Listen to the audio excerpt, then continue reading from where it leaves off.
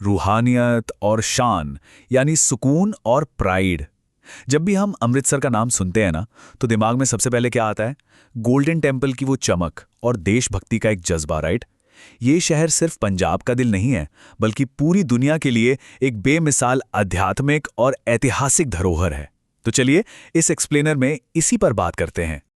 Okay, तो आज के इस विश्लेषण में हम इन 5 खास पहलुओं पर नजर डालेंगे: the golden origins, spiritual roots and landmarks, echoes of history, the patriotic spirit, और आखिर में यहाँ का फेमस खाना, द culinary कैपिटल। तो शुरुआत करते हैं हमारे पहले हिस्से से, द गोल्डन ओरिजिन्स, अमृतसर का ये सुनहरा इतिहास और इसकी शुरुआत। अब आप सोच रहे होंगे कि आखिर ये नाम अमृतसर पड़ा कैसे? ये एसेंशियली दो शब्दों से मिलकर बना है। अमृत, जिसका मतलब हम सब जानते हैं, नेक्टर, और सर यानी सरोवर या पूल। तो इसका सीधा सा मतलब हुआ अमृत का सरोवर। ये शब्द अपने आप में ही इस शहर की पवित्रता और आध्यात्मिक नींव को पूरी तरह बयान कर देता है ना? अब अगर हम इस टाइमलाइन को देखें तो शहर का विकास आसान शब्दों में समझ आ जाता है। 1574 में चौथे सिख गुरु रामदास जी ने इस जगह की नींव रखी और इस पवित्र सरोवर की खुदाई शुरू करवाई थी। उस वक्त इसे गुरु का चक या रामदासपुर कहते थे। फिर आई 19वीं सदी, जब महाराजा रंजीत सिंह जी ने हरमंदिर साहब पर सोना चढ़वाया और बस वहीं से जन्म हुआ इस आइकनिक नाम का गोल्डन टेम्पल। उसके कुछ वक्त बाद 1892 में खालसा कॉलेज की स्थापना हुई, जो आज तक अपनी मैग्निफिसेंट वास्तुकला और विद्या के लिए जाना जाता है। देखिए, अमृतसर सिर्फ किसी एक चीज के लिए फेमस नहीं है। लोग दुनिया भर से यहाँ आते हैं स्पिरिचुअलिटी और शांति की तलाश में। लेकिन धार्मिक विश्वास के अलावा यहाँ की ट्रेडिशनल फुलकारी कढ़ाई और पंजाबी जुत्तियाँ पूरी दुनिया में एक्सपोर्ट होती हैं। वाघा बॉर्डर इस शहर को देशभक्ति का एक एपी सेंटर बनाता है। और हाँ, यहाँ के ऐतिहासिक शैक्षिक संस्थान, उनका आर्किटेक्चर सच में देखते ही बनता है। आगे बढ़ते हैं हमारे अगले सेक्शन पर, स्पिरिचुअल रूट्स एंड लैंडमार्क्स। चलिए उन रिलीजियस स्पॉट्स की बात करते हैं जहां की हर गली की एक अलग और गहरी कहानी है। हरमिंदर साहिब, जिसे हम गोल्डन टेम्पल भी कहते हैं, ये सिख धर्म का सबसे होलीएस्ट साइट है। मतलब इस जगह में एक अलग ही सुकून और मैजिक है। रात के वक्त इसकी सुनहरी रोशनी और सुबह सुबह की पवित्र Palki Sahib, the feeling is unbelievable. और एक चीज जो इसे सबसे खास बनाती है वो है यहाँ का लंगर। ये लिटरली दुनिया की सबसे बड़ी मुफ्त रसोई है। सेवा यानी सेल्फलेस सर्विस क्या होती है, ये उसकी सबसे बड़ी और जीती जागती मिसाल है। यहाँ आर्किटेक्चर और फेथ का एक बहुत ही इंटरेस्टिंग कंपैरिजन देखने को मिलता है। एक तरफ है हरमंदिर साहिब, जो सभी शांति ढूंढने वालों का ओपन आर्म्स के साथ स्वागत करता है, और वहीं दूसरी तरफ है दुर्गियाना मंदिर, जो मां दुर्गा को समर्पित है। सबसे अमेजिंग बात पता है क्या है? दुर्गियाना मंदिर का आकार और बनावट हरमंदिर साहिब से बहुत ज्यादा मिलता जुलता है। यह समझौता और विविधता इस शहर की खूबसूरती में सच में 4 चांद लगा देती है। और इसी स्पिरिचुअल जर्नी में राम तीर्थ टेम्पल का नाम भी बहुत अहम है। ऐसी वाइडली हेल्ड मान्यता है कि यही वो जगह है जहां ऋषि वाल्मीकि जी का प्राचीन आश्रम था, और यहां तक कि लव और कुश का जन्म भी यहीं हुआ था। यह साफ दिखाता है कि अमृतसर की आध्यात्मिक नींव मिथोलॉजिकल और हिस्टोरिकल दोनों ही तरीकों से कितनी डाइवर्स और डीप है। अब आते हैं हमारे तीसरे हिस्से पर, एकोज ऑफ हिस्ट्री। यहां हम उन ऐतिहासिक घटनाओं और उन बड़े बलिदानों की बात करेंगे जिन्होंने आधुनिक भारत को आकार दिया। जलियांवाला बाग, ये नाम सुनते ही हिस्ट्री का एक बहुत ही सॉलम और दर्दनाक चैप्टर याद आ जाता है।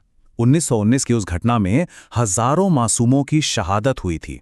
जब आज भी वहां दीवारों पर गड़े उन गोलियों के निशानों को देखा जाता है, तो उस वक्त के दर्द की एक्चुअल रियलिटी का एहसास होता है। वहां जलती अमर ज्योति खामोश रहकर भी इतिहास की कितनी भारी कहानी बयां करती है। एक और जगह जो डायरेक्टली दिल पर असर करती है, वो है पार्टीशन म्यूजियम।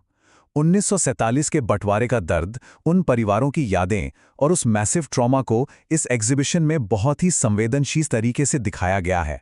उन नई खींची गई सरहदों की इंसानी कीमत क्या थी, ये म्यूजियम उस ह्यूमन कॉस्ट को पूरे सम्मान के साथ समझने का एक डीपली मूविंग जरिया देता है। और जब हम इतिहास पढ़ ही रहे हैं, तो गोबिंदगढ़ फोर्ट को कैसे भूल सकते हैं? ओरिजिनली ये महाराजा रंजीत सिंह का मुख्य सैन्य किला हुआ करता था, पर अब इसे एक बहुत ही शानदार कल्चरल पार्क में बदल दिया गया है। यहाँ के इमर्सिव लाइट और साउंड शोज लिटरली आपको सीधा अतीत की उस शान में वापस ले जाते हैं। ये पास्ट और मॉडर्न एक्सपीरियंस का एक बेहतरीन ब्लेंड है। हिस्ट्री के इन पन्नों से बाहर निकलकर अब हम आते हैं हमारे अगले सेक्शन पर, द पेट्रियाटिक स्पिरिट। ये शहर देशभक्ति के एक बहुत ही जोशीले रूप का भी गवाह है।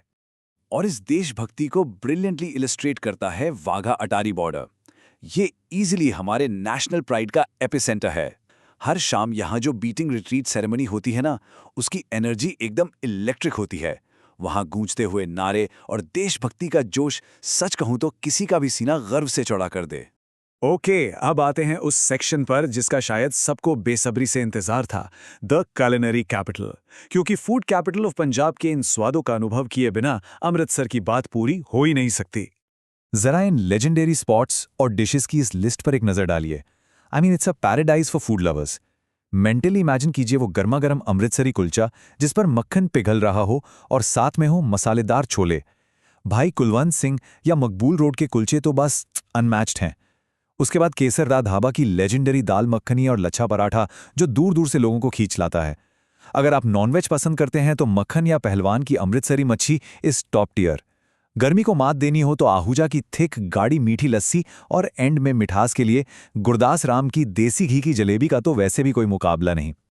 अब इस लजीज सफर के बाद हम इस एक्सप्लेनर के आखिरी हिस्से पर आते हैं, a city that soothes the soul. क्योंकि ये शहर सच में इतिहास की गहराई और अध्यात्म को एक साथ पिरोता है। यहाँ आकर सबसे स्ट्रांगली एक ही ख्याल जहन में आता है कि यहाँ की हवा में एक अलग ही अपनापन और सेवा का जज्बा है।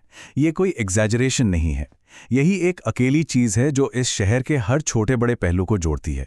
चाहे वो एक पवित्र मंदिर हो, वहाँ चलने वाला विशाल लंगर हो, या फिर सड़क किनारे बैठे किसी ढाबा वाले की निष्काम मेहमान नवाजी, हर जगह वो अपनापन और सेल्फलेस सर्विस आपको प्रैक्टिकली फील होती है। तो आखिर में इस सब को देखकर एक बड़ा सवाल उभर कर आता है। अमृतसर हमें डिवोशन, सैक्रिफाइस और कल्चर का एक अनूठा सफर तय करवाता है, राइट? लेकिन इस गोल्डन लेगेसी का वो कौन सा हिस्सा है जो आपको सबसे ज्यादा स्ट्रांगली हिट करता है? इसके बारे में सोचकर देखिए। क्या वो यहाँ की आध्यात्मिक शांति है, हिस्ट्री का भारी बलिदान है, देशभक्ति का जोश है, या फिर यहाँ के लोगों का अनकंडीशनल सेवा भाव और अपनापन? इस मैग्निफिसेंट हेरिटेज को समझने का असली सफर शायद इस एक सवाल के जवाब से ही शुरू होता है।